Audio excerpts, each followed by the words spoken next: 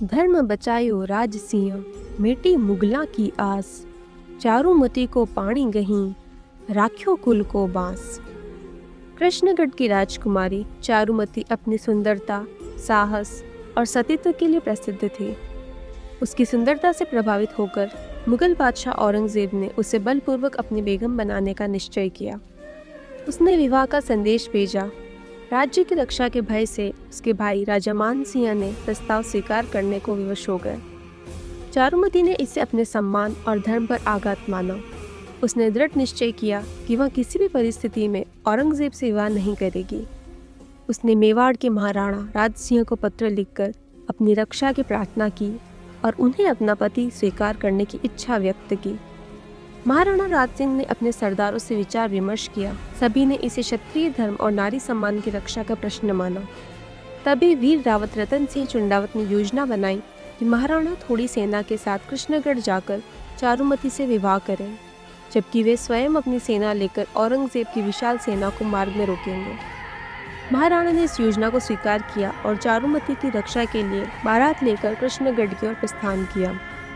वहीं रावत रतन सिंह भी अपने कर्तव्य के पालन हेतु युद्ध की तैयारी करने के लिए सलुम्बर रवाना हुए। युद्ध पर जाने से पहले रतन सिंह ने अपनी नवविवाहिता पत्नी हाडी रानी इंद्र कंवर से विदा लेने सलुम्बर पहुंचे। हाडी रानी ने उनका आदरपूर्वक स्वागत किया। जब रतन सिंह ने युद्ध में जाने की बात की, तब हाडी रानी ने उन्हें निडर होकर अपने क्षत्रिय धर्म का पालन करने और विजय या वीरगति दोनों को सम्मान भाव से स्वीकार करने की प्रेरणा दी। रतन सिंह ने स्वीकार किया कि उन्हें मृत्यु का भय नहीं है, लेकिन वह अपनी नवविवाहिता पत्नी की चिंता उन्हें विचलित कर रही है। हाडी रानी ने उन्हें विश्वास दिलाया कि वे अपने धर्म से कभी नहीं डिगेंगी और वे उनकी चिंता छोड़कर केवल युद्ध पर ध्यान दें। फिर भी रतन सिंह के मन में पत्नी के प्रति मोह बना रहा। युद्ध के लिए प्रस्थान करते समय उन्होंने अपने सेवक के माध्यम से हाडी रानी से उनकी कोई निशानी भेजने का संदेश भिजवाया, ताकि युद्ध भूमि में उनका स्मरण बना रहे। हाडी रानी समझ गई कि उनके पति का मन अभी भी सांसारिक मोह में उलझा हुआ है और यही मोह उनके कर्तव्य पालन में बाधा बन सकता है। इसलिए उन्होंने एक अत्यंत कठोर और अद्भुत निर्णय लिया कि उन्होंने अपनी सेविका से कहा कि उनका सिर काटकर थाल में सजाकर रतन सिंह के पास पहुंचा दिया जाए और संदेश दिया जाए कि अब वे निश्चिंत होकर युद्ध करें, क्योंकि वे अपना धर्म निभा चुकी हैं और स्वर्ग में उनकी प्रतीक्षा करेंगी।